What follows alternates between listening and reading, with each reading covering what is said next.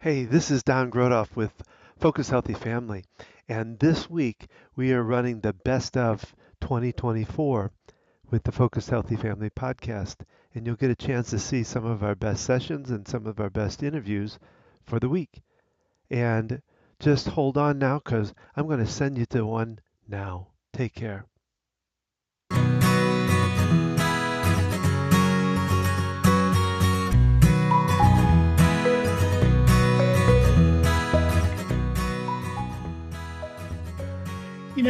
When I think about how my experience with caregiving started, interestingly enough, it started in a swimming pool. It was July 13th, 1993. I was living in Chapel Hill. I was 41 years old. I was divorced, but I was in a pretty good relationship. I had a business that was doing reasonably well. And, summer day, I was, middle of the afternoon, I was about waist deep in a swimming pool, had about half a cold beer in my hand. And I finished the beer and I got out of the pool, I dried off, and I walked over to my apartment to get another beer. And when I walked into the apartment, the phone on the wall was ringing. Y'all remember phones on the wall? Remember Yes, those? we do. And so I walked over and picked up the phone, and it was my mother. And in a very calm voice, she started explaining to me that that morning my father had had a heart attack. And she had called the EMTs, and they had popped him about half a dozen times and brought him back. And they were getting ready to life flight him from Lumberton, North Carolina, which was where I'm from, up to Duke University Medical Center, which was about 10 miles from where I was standing right then. And that was my introduction to the issue of caregiving. I mean, almost immediately, my mind and my heart was going, "Oh my gosh, how's Daddy doing?" And especially how's Mama doing? And she's so calm explaining this to me. And so then immediately I'm thinking, okay, need to get Mom up here, and I started kind of running through a to-do list in my head. Um, but that was kind of my beginning of an experience with caregiving, and it's lasted now about 30 years. My father passed away about 8 months later. My mother passed away in 2015 after we had a caregiving experience with her that lasted about 3.5 years. But what's intriguing about this, guys, is I live in a condominium community in Raleigh.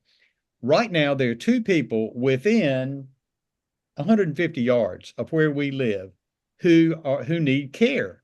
One, and I took him to the grocery store yesterday, and I'll take him on errands and that sort of thing. But the other is a woman who had a dog who just this on Saturday, they had to put the dog down. She is distraught. She does not get along with her daughter, who is her only family member. So what we've got are neighbors who are stepping in to try to help her and take care of her. She has some serious medical issues. So, this thing of caregiving surrounds us. And if it's an issue that is happening in your family, then I think that there are a variety of things that you can do to, if not make the experience easier, at least it makes it such that you can kind of move through it. And there are a couple of things we're going to talk about today that I think are keenly, keenly important in terms of making sure that you take care of yourself and that you move through the experience in a positive way. Well, hello, this is Don, And this is Gina with Focused Healthy Family. and this is podcast number 142. Today we are talking with Mike Collins, the author of Caregiving, that Caregiving Can Make Life Crazy, and Caregiving 101 ways to make caregiving from making, oh boy, Start over. we're going to get past this. So anyway, Caregiving 101 ways to make To keep caregiving can make you crazy. There you go. Thank you, Mike. You're very welcome. You You're can very welcome. finish this Glad up to here. help. I was even going to try to read your award here. Oh my gosh, this is. I'm going to pass this over to my wife and let her handle it because she can handle it much better than That's I can. fine. That's fine. Take your time. Take your time. Mike Collins is an award-winning author, speaker, and video producer. He was caregiver for both of his parents, along with his brother Joe. In addition to Caregiving Can Make Life Crazy, he's the author of Caregiving 101, 101 Ways to Keep Caregiving from Making You Crazy. Okay. His video, Care for the Caregiver, was awarded a National Caregiver Friendly Award from Today's Caregiver magazine. In 2024, the governor's office of the state of North Carolina awarded Collins the Order of the Long Life Leaf Pine, the state's highest award for persons who have made significant contributions to the state and their communities through their exemplary service and exceptional accomplishments. So welcome, Mike Collins. Thank you. That was Thank you. good. Delighted to be here. Delighted to be here. Glad to have you here as caregiving is a big part of what we talk about here, and we've also been going through these experiences ourselves. So Yeah, what you were talking about with your parents, well, we've gone through quite a bit of that different stuff like that too. So we Yeah. kind of get that. I wanted to kind of step in for a moment because I was looking over your latest book, and in it you talk about the crazy inn, and as I was reading it, I was trying to kind of get an idea of it's about it's almost two different sides to it, is it not, when you talk about it? Let me tell you, let's start for a second and talk about where the word crazy came from. Okay. I did a program about 2 or 3 years ago, and it was for a healthcare organization. And the person who introduced me was one of these one of these big dog doctors, with a bunch of letters after their names. And and I'm sure their mom and daddy's proud of them about all those letters and everything. But he was up there and he was very nice as far as his introduction. And as he finished the introduction of me, and there were about 300 people in the audience, he started to step away from the podium and then he stepped back. And he said, "But I've got to tell you," he said, "this thing about the word crazy," he said, "I just don't think that's a positive thing, blah, blah, blah." And he went on. Well, when I got up to the podium and I thanked him for his introduction, and I said, "Let me explain where the word crazy came from." In the middle of the 1850s, the writer Ralph Waldo Emerson talked about the fact that in our lives, we create what he called the vast background of our being. And it's all of the experiences we have in our lives and that sort of thing. And those experiences kind of prepare us a lot of times for things that happen in our lives. And 100 years later, a writer and Thomas Moore here in America. Moore is a psychotherapist and he has been a Buddhist monk.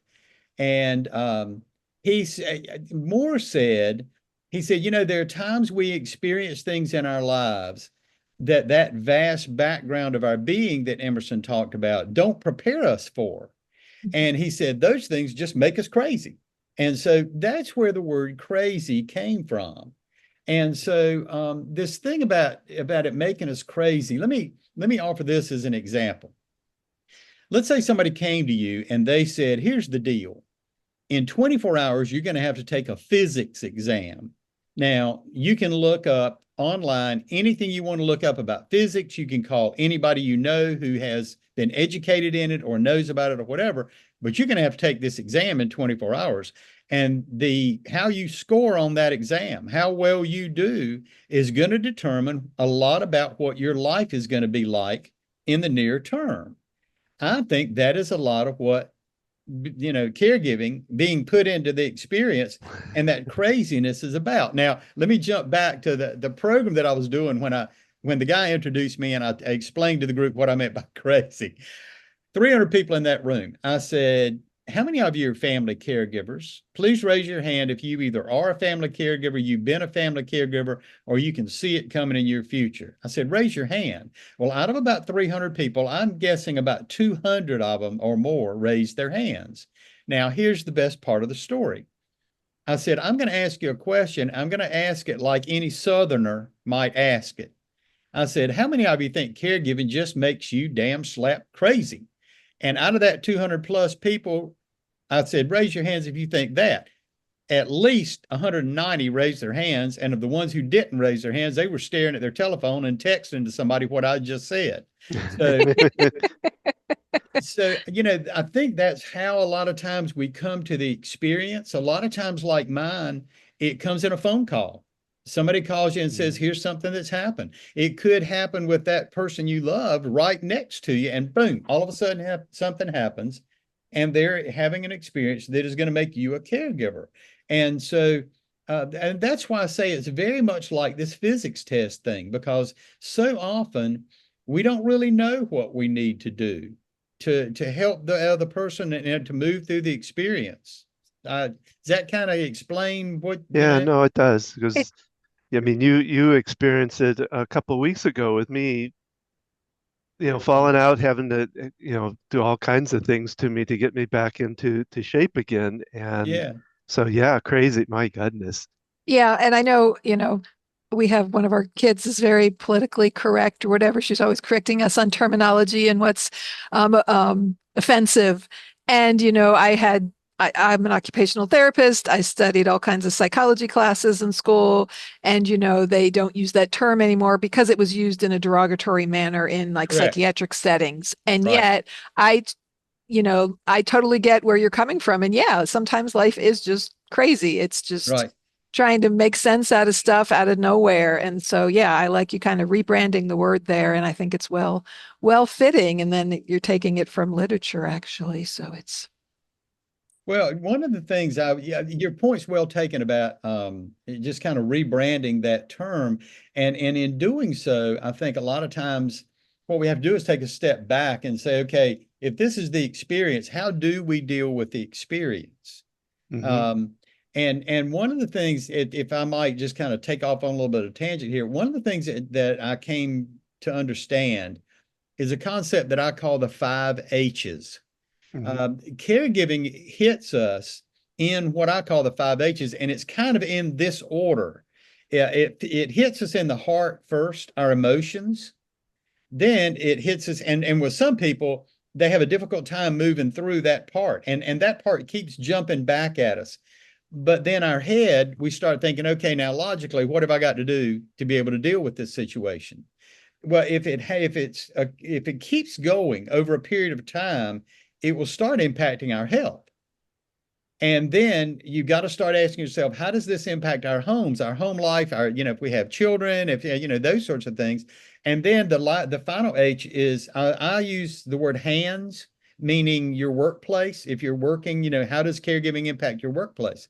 And what we're seeing now are so many folks in that Gen X group are taking care of parents and they're taking care of children. They're in that sandwich generation, and stress level is even higher. So I do think this issue of understanding how to deal with caregiving and how to move through these experiences.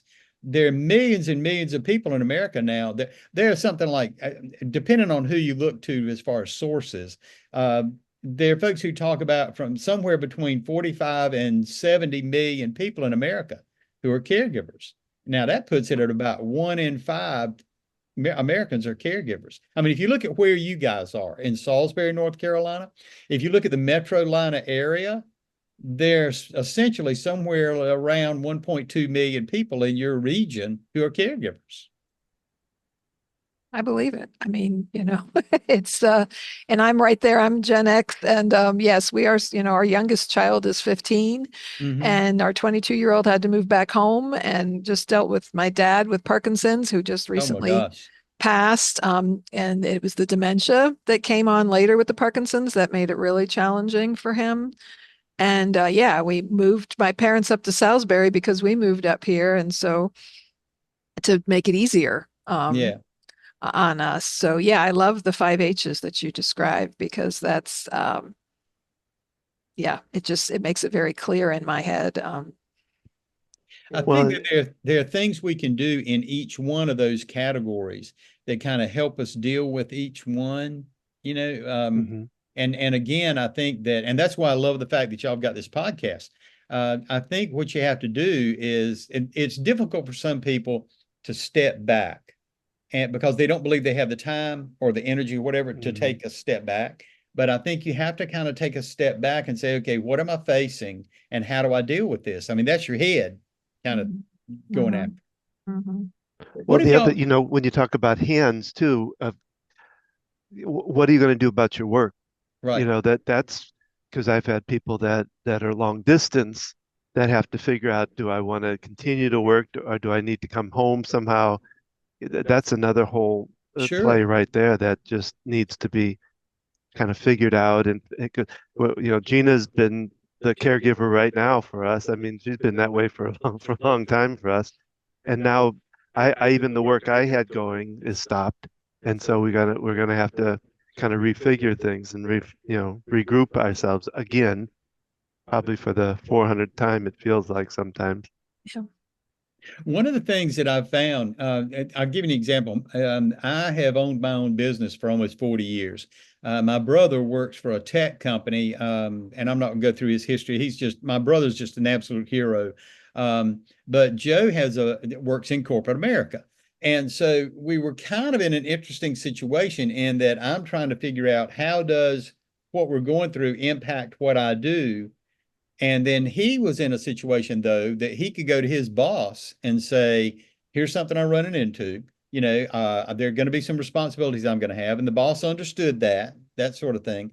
We're running into situations now in the American workplace where there so many folks in the workplace are caregivers that it's highly likely that if you go to your boss and say, here's what I'm running into, they're gonna get it. They're gonna get it pretty quickly, and they can start saying, all right, do we have an organization? Do we have an organizational culture in which we're going to help you kind of move through this? Or do we have an organizational culture that says, well, we're sorry, but here's what you got to get done. And as a caregiver, you've got to understand, well, which culture is it and how do you deal with that? And with my situation I mean, I would have seminars that I was driving across the state to and flying somewhere to, and Joe would say, okay, look, I got you covered on this part. And I would say, great, okay, I got you covered on this part. Some people don't have the benefit of those relationships, and I certainly understand that. I mean, it's like the woman down the street from us is relying on people who were total strangers to step in and help. I mean, we had people in this neighborhood. We put it out on the neighborhood network thing, that she had to have her dog put down, and she did not have the money to be able to do that. So we had neighbors. My friend Lily and I kicked in some, and other neighbors kicked in some, and we were able to make this sort of thing happen for her. But some people have those benefits, and other people don't. I mean, it's everybody's in a different situation because they're an individual. And sometimes they have help, sometimes they don't. Sometimes their stress is to the max. Sometimes they can find ways to ease down. But it is a challenge, and we're not cultures like the Spartans and others a couple of thousand years ago, where if you had somebody who was down and out, you took them and put them out on the mountainside and said, "See you."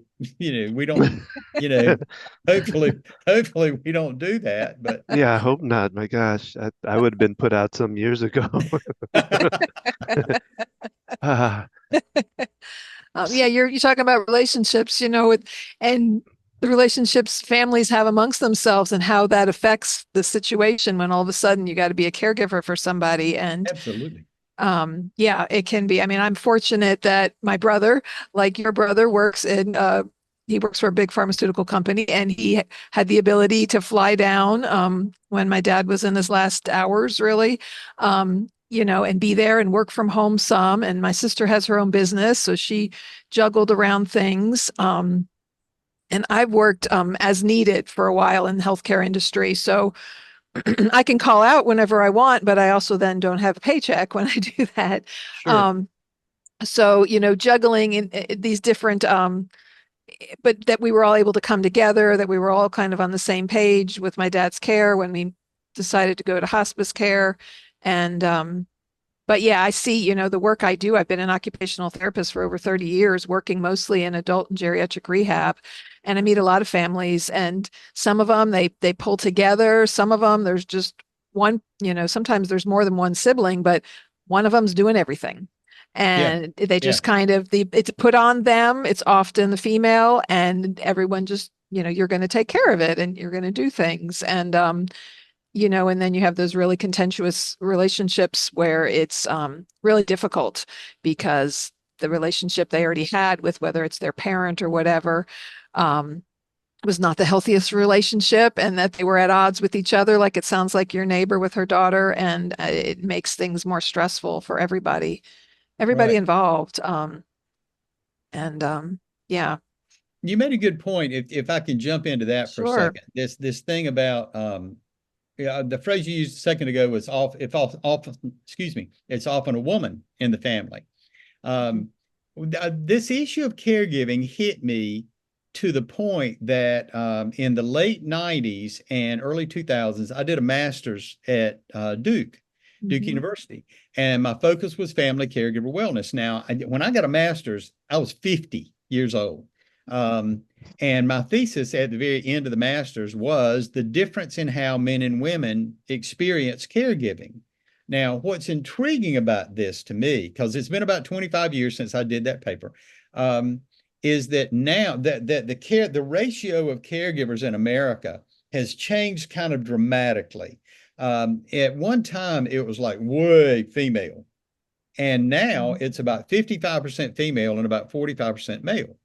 Now, part of that has been because of a fairly dramatic and kind of scary rise in the incidence of Alzheimer's in females. And what you've ended up with is a lot of husbands and a lot of companions who are male now are the caregiver for that woman. But your point is well taken in that in so many families, you'll have people who just kind of let that other person take care of everything. And one of the things that I push a lot of family members to think about is, can you have discussions? I mean, if you've got somebody who lives in California and the family lives in North Carolina, it's difficult for that California person to buzz in every weekend, but can they contribute financially to care in such a way that whoever's there most of the time, they catch a break? And there's Mhm. some, and they've got some care on an hourly basis or that sort of stuff. So there are ways that family members can help, even if they can't show up in person. And a lot of times, you're exactly right. A lot of times, it means that you've got to have some of these what we in the South call come to Jesus talks about, Yes. how's this thing going to work? And I mentioned earlier that thing about being individuals. Sometimes that works, and sometimes it doesn't. Yeah. Well, we tried to talk. I've done some, I want to do some talks on travel, the long distance Yeah, traveler, because yeah, money is one thing, but they can right, call every day, both for the caregiver and for the caree. right, Um, but they can also do research. Her brother did a lot of research for us and where to put people, what to do with things, what things. So there's a lot of things they can do, and that we have to really, like you say, come to that talk with Jesus kind of Come to thing. But Jesus talk. talk to them about it, because you can't. One person cannot do it themselves right. without turning into that carry themselves, at some point. So it is very important to have all that behind them. Well, one of the things that Joe and I did, as far as where our mother was going to be, she was in a care center for a while, and then we decided, well, let's get her an apartment here in Raleigh and have, people who would come in and stay a number of hours, and then one of us might spend the night with her, and then somebody else would come in. Well, a lot of times I was doing the research on which apartment complexes we were going to try to have her in, because Joe was working. He had to go into the office every day, and Hmm. so it is trying to maybe trade off some of those responsibilities, as you will.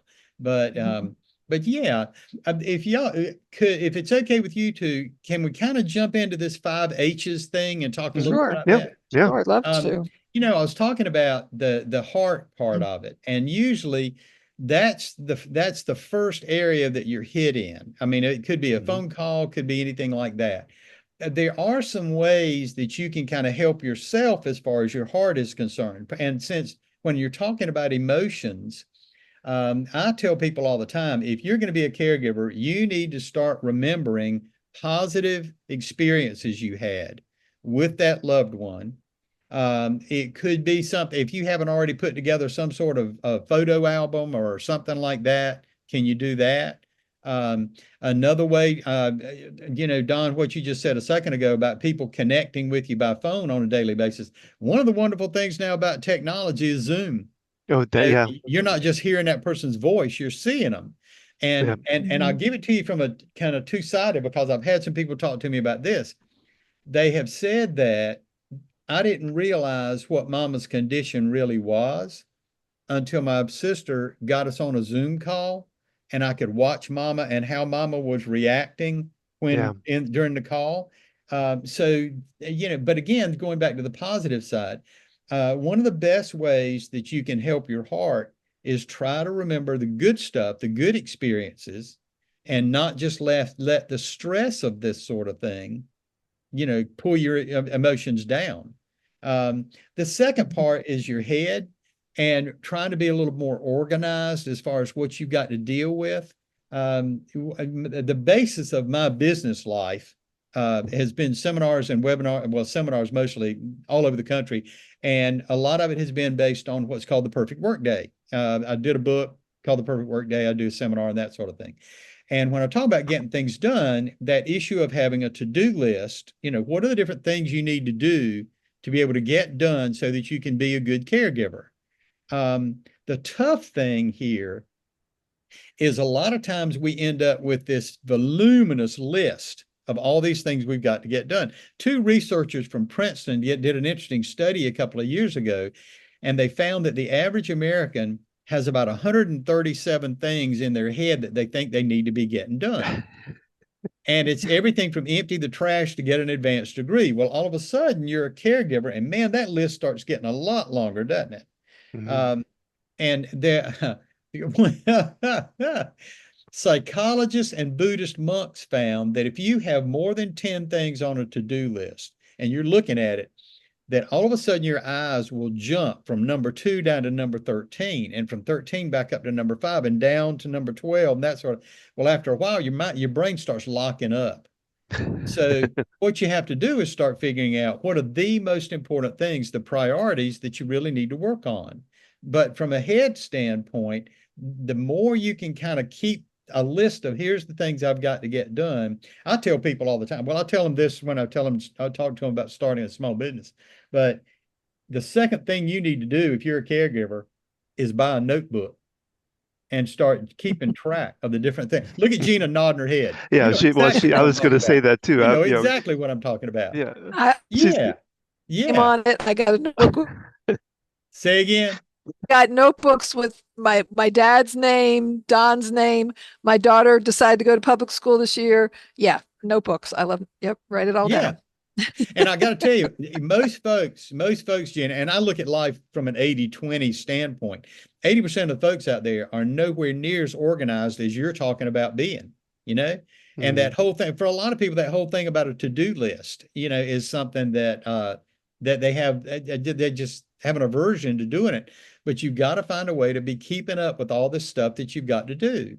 The third area is your health, because if it goes on long enough, then it starts impacting your health if you're not careful. There's a concept that was, and it started by about a decade ago. There was a professor up north who talked about that caregivers were the invisible patients.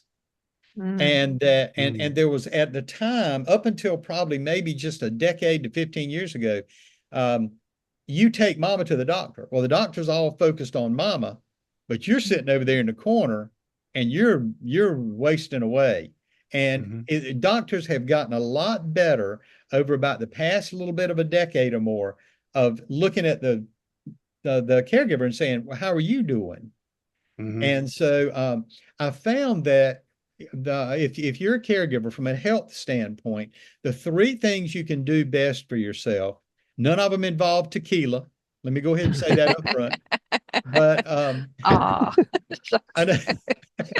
way to go, Gene. I'm proud of you. But 3 things. One is drink more water. If your hydration level drops by 2 to 3%, it inhibits your ability to do simple math. It inhibits your reaction time coming up on stop signs, stoplights. Here's a wild one. If you get dehydrated, people don't realize this. your skin dries out and your skin starts creating these little fissures, these little cracks in your skin where it's dry. Well, it makes you way more accessible to germs coming in and you getting sick. So one is drink more water. Second is try to move more. And third is trying to get more rest, which for a lot of caregivers, it's difficult to do, but you kind of got to grab it when you can sometimes. Um, but the health thing is so huge. And then as far as home, the more you can let your family know, here's how this sort of stuff is probably going to impact us. And if you've got young children, you got to understand that sometimes they're going to get it, sometimes they won't, sometimes they do get it. And then at times that doesn't seem they do. But, how can your family help you out? And then finally, that work thing, like we already talked about a little bit, is making sure that folks in your workplace know what you're up against, because a lot of them are up against the same thing. And don't just assume that they're going to cut you a whole lot of slack just because you're a caregiver. They're going to expect you to carry your weight. So you kind of I'll tell you, one of the best things you can do as a caregiver in the workplace is try to figure out, how do I do an exemplary job so that when I need to reach out and say, I need 2 days off, they're going to be cool with that. But, Yeah. but I find that the 5 H's a lot of times will let people in a little bit more organized way look at what's going on with them and Mhm. how they can kind of deal with each one of these areas. Mhm. How's that sound? Does that sound logical? It Oh does. yeah, It no. does. And I appreciate that you sent us the copy of your newest book. And I was reading through a lot of it, and it's very easy to read. I'll do a little promo on your book, Okay. and it flowed so naturally, like you said, a conversation. And yeah, we've been talking about caregiving for a long time. I've been, in my professional life and then with family issues.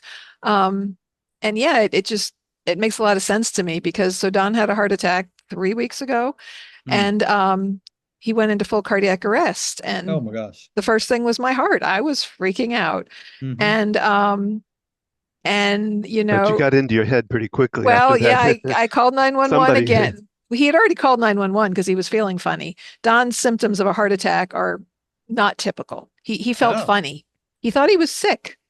When he had his first heart attack, he had pain in his upper back and into his neck, and it was down his right arm, not the left arm. So yeah, there are atypical symptoms. yeah, my surgeon at the time said I went through a heart attack like a girl.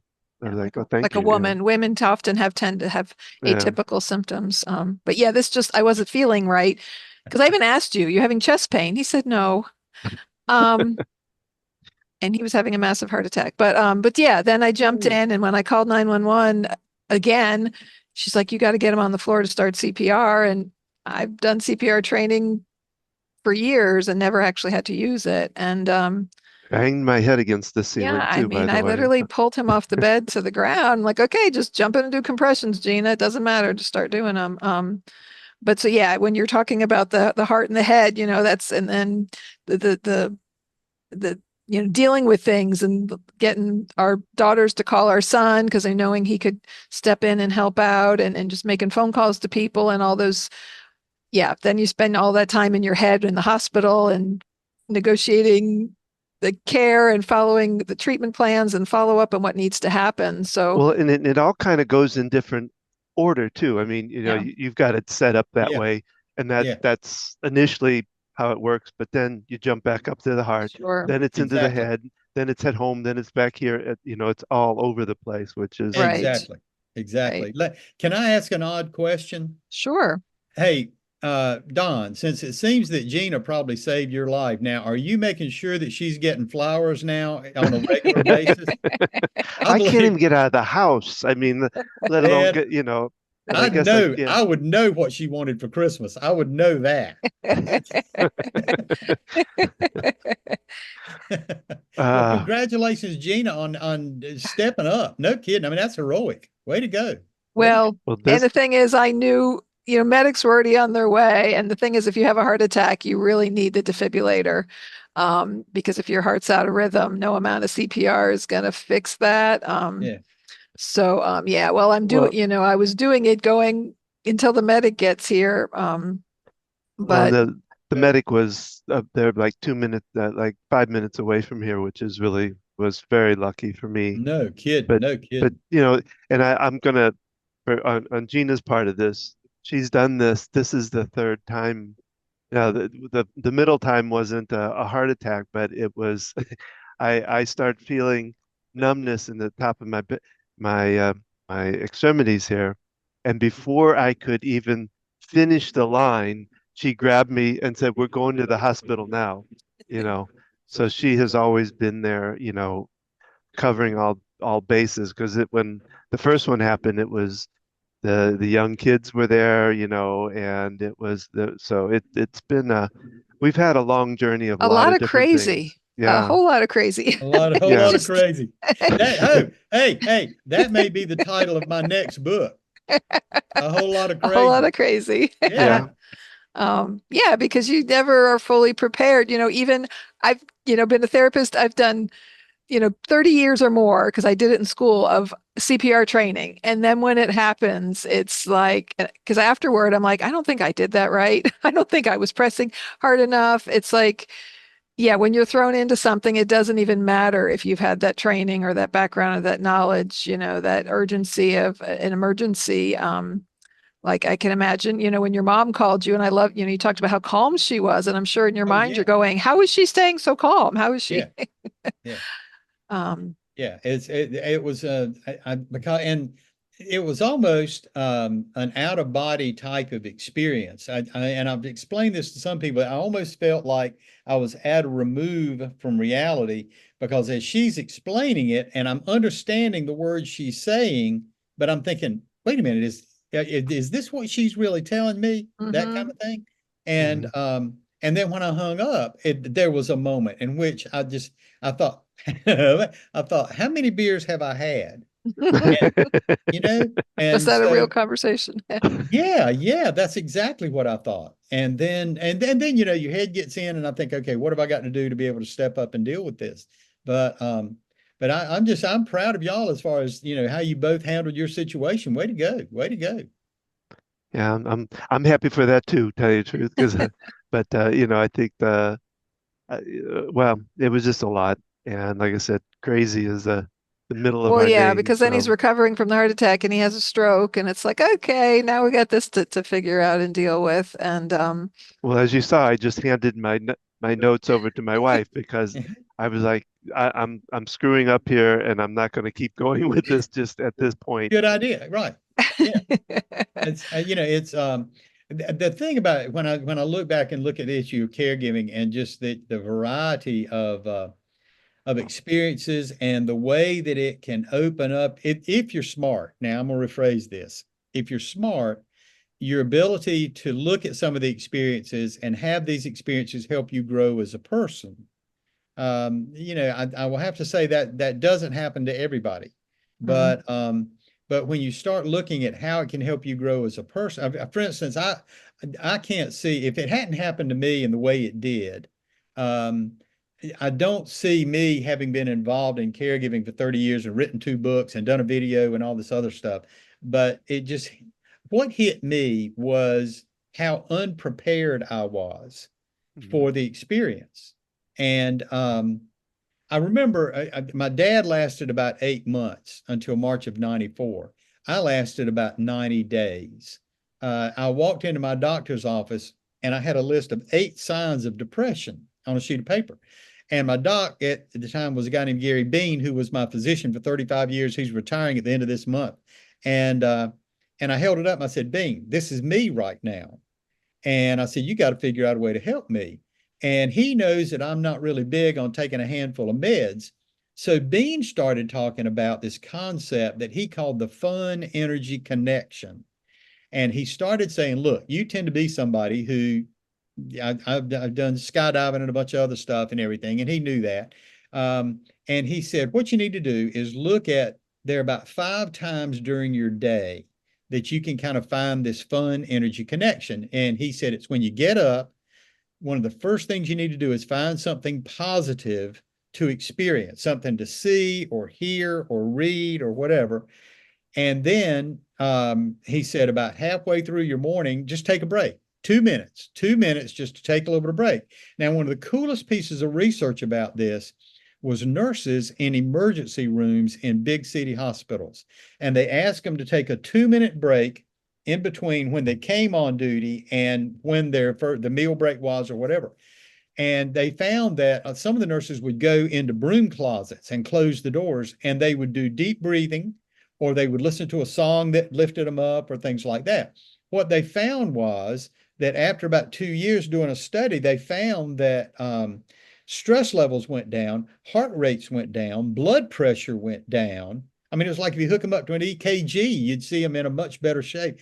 So that was the break. Taking a break was the second thing. He said at lunch, at least one day a week, do something healthy. Take a walk, eat something healthy, whatever, at least one day a week. Then a break middle of the afternoon. And then at the very end of the day, find some way to look back on the day and find two things that went right. Mm-hmm. Two things that went right. And so I started doing that, and it started putting me in a much more positive frame of mind as far as dealing with the type of things I had to deal with. And so, it's difficult when you've got all this stuff coming at you. And I'll go back to my metaphor as far as the physics exam. You can call anybody you want to, you can talk to anybody you want to, but you're going to have to take this test. And how you do on the test is going to be how things are going to be for a while. And so you've got to kind of think. Let me offer this.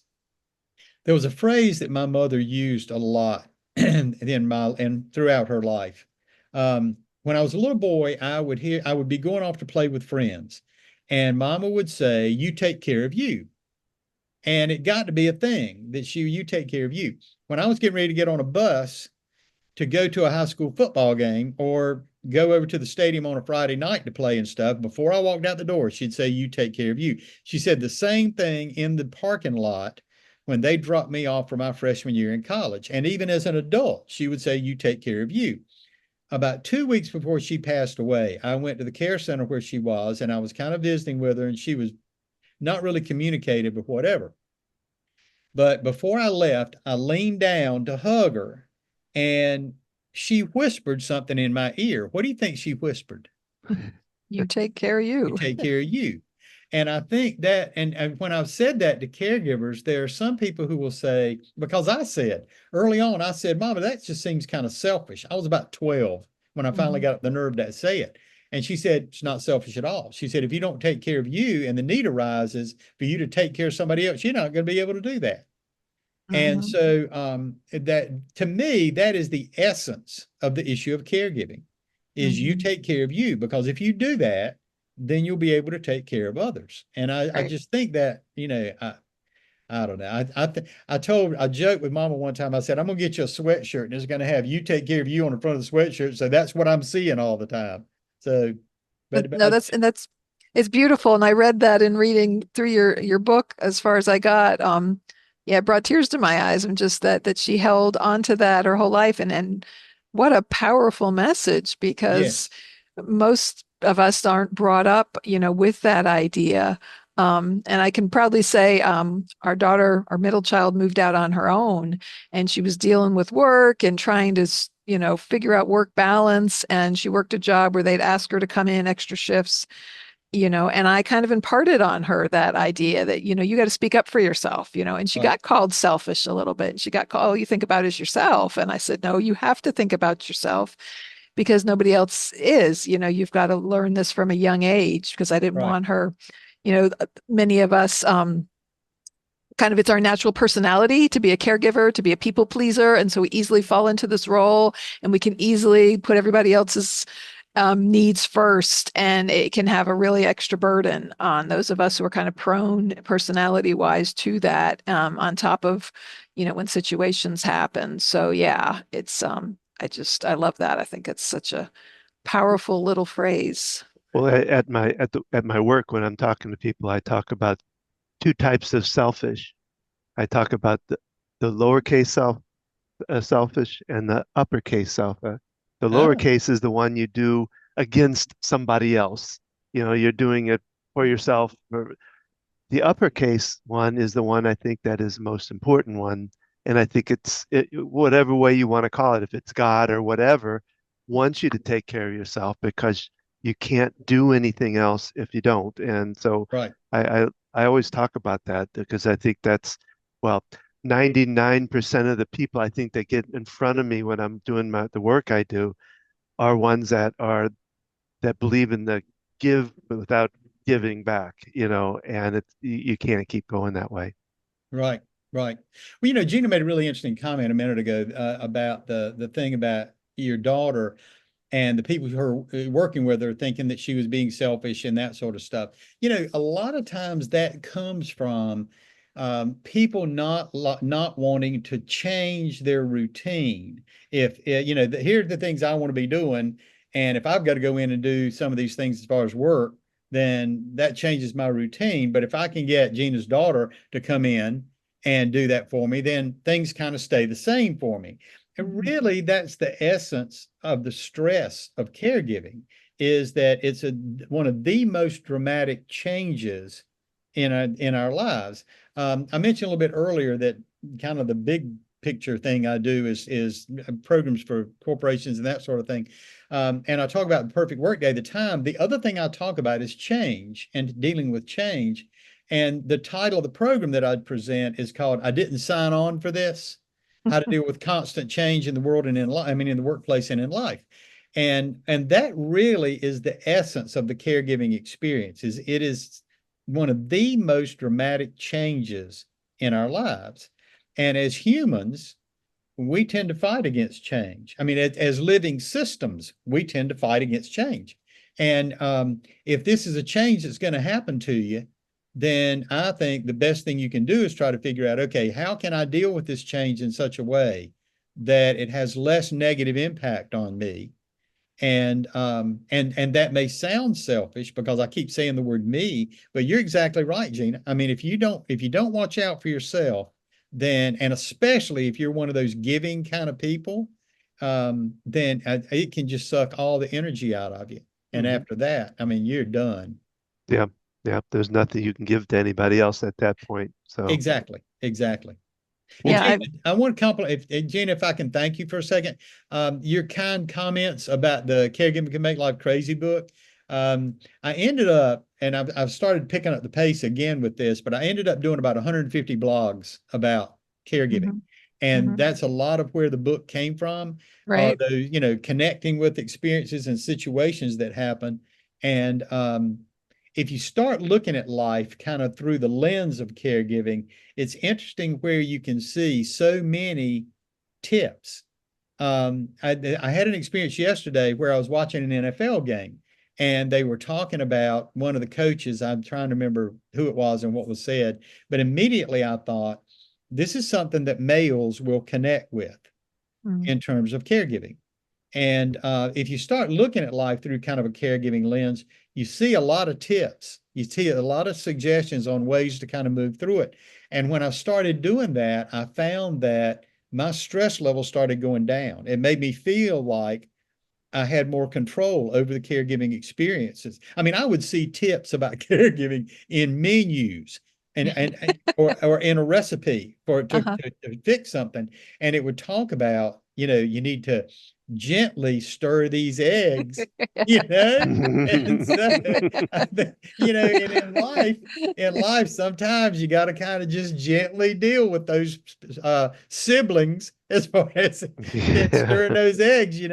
But Yeah, I but love yeah, that. You're finding it everywhere. Yeah, I'm eager to finish the rest of your book. I didn't get through all of it, but yeah, it's just so conversational and yeah, thank you, thank you. it's Well, maybe we could, because we could go on with this conversation for a lifetime because there's a lot here. But let's talk just a little bit about your new book, and then we can kind of start wrapping it up somewhat. But just kind of Sure. talk about your new book. Gina kind of hit it on the head a second ago, in which you were talking about it's very conversational. And in the very first part of the book, if you noticed, I mean, I just say the very first thing you read, I say, this is not a normal book. Mhm. And what I wanted it to be like would be you and me sitting on a porch of a cottage somewhere down at the coast or a cottage up in the mountains, and we're having some refreshment and we're kind of talking about your experience with caregiving, and we're just kind of chatting about it, and me offering some suggestions and have you thought about this and here's some ways to deal with that. And and you have done a wonderful job, and thank you so much for backing that up. That's exactly how I wanted folks to take it. But then the number one thing that I mentioned is that the safety of that person you're caring for, that is your number one consideration. Everybody, and you live in North Carolina now, so you'll get this. We all want our loved one to be cared for somewhere like the Biltmore House with world famous physicians and care, and all this other stuff and everything. Um, and all of us can't afford that. What we can do is try to make sure that that person is safe. And if they are safe, everything else is gravy. Everything else is a bonus. And if you look at it like that, then those siblings who say, well, you ought to be doing this or you ought to be doing that, as long as that person's safe, then okay, fine. Then how are you going to help out with this to make some of that stuff happen? And then just kind of walking folks through thinking about these 5 H's and how can you understand the impact caregiving can have on your life and move through it in a positive way. And I'll kind of end my explanation of the book with this. The very end of the book, I talk about the end, and I talk about anticipating what the end is going to be. Caregiving is a life experience that while you're in the middle of it, it feels like it's endless, but it isn't. And there's going to be a day that more than likely that this caregiving experience ends. And you need to kind of start planning ahead a little bit about in the issues of legal stuff and what you're going to do with stuff and all, what's going to happen. And then how are you going to take care of yourself? Because there's going to be, here's one of the things I find so intriguing. And this happened to me and happened to Joe, my brother. When the end came, it was almost as if it wasn't that we were glad that the end had come, but Mama was better off. Daddy was better off when it happened, and we were better off. And there's a guilt that can come with that feeling. And you've got to cut yourself a little bit of slack and just and move through it and do it in a positive way. So thank you for your comments again about the book. Y'all have been a delight. Hope we get a chance to talk again in the future. Yeah, no, we've really enjoyed having you on here, Mike, and both books you've written, and sounds like you've done a lot of other common sense things as far as before you got into the caregiving world about, workplace and how to help people get through their day and make the most of things. But we appreciate you being here and sharing your experience too, because I think that's kind of what helps people the most, the relatable experiences and someone who's gone through it themselves to know, now with my dad having Parkinson's and this, I mean, I can relate so easily to the patients' families that I'm working with, and I know they appreciate that to the point where they'll like, "How's your dad doing?" Well, he was still living, or things like that. But making that connection with people to help. You want me to finish it? Yeah, I'm getting stuck on my words now. I'll say this: that one of the interesting things you just mentioned, though, is the connection. There were a couple of studies done with people who are professional caregivers, they go and staying with folks on an hourly basis and that sort of thing. And they found that if the professional caregiver reached out to a family member, not the person they're caring for, but to a family member, and they would ask every now and then, how are you doing? How are you holding up? They found that the family member rated that professional caregiver higher on satisfaction surveys. So I'm sure. a lot of time, the programs that I do sometimes for professional caregiving companies, I tell them up front, I say, you need to be asking the family member, how are you doing? Just, and what they'll do is they'll rate their satisfaction level higher. So, but yeah, it's easy for the caregiver to be that invisible patient, people just forget them. It's a good description.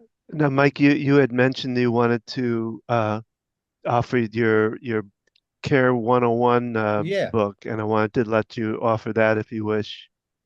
Sure. Any one of your viewers who would like a free e-copy of Caregiver 101, I'd be delighted to send it to them. I know they'll be seeing my email address, that Yes. contact@caregivingcraziness.com. They'll see that email address, and all they got to do is email me. I'll be delighted to send them a free e-copy of Caregiver 101, and I'd be glad to help. Glad to help. Wonderful. Wonderful. Yeah, we'll share all that in the notes here. Whether you're looking at this on YouTube or anywhere you listen to a podcast, we always share those notes and those information and links to where you can learn more about Mike and the work he's done and his books for sure. So thank you for being here with us, and thank you for all of our listeners who've been here today. If you've enjoyed this podcast, please share it with a friend. You know, like Mike said, more than half of us out there are acting as caregivers. And so surely if you're not, you know someone who could benefit from hearing this conversation. Leave us a note, send us feedback about this. Be sure to tune in. I do a Ask the OT session on YouTube, where I talk about answering people's questions and caring for aging loved ones. We've got one coming up December 2nd at 7 p.m. and December 11th at 12 noon. Those are Eastern times. Be sure to tune in for Don's EFT tapping that he does online. He's got sessions on there that you can view, and it's something he's going to be getting back to as he's regaining his language skills from recovering from a stroke. And you can learn all more about us and everything we've done here at focusedhealthyfamily.com. You can find us on Facebook, on Instagram, again on YouTube, and tune in every Thursday when we air one of our podcasts.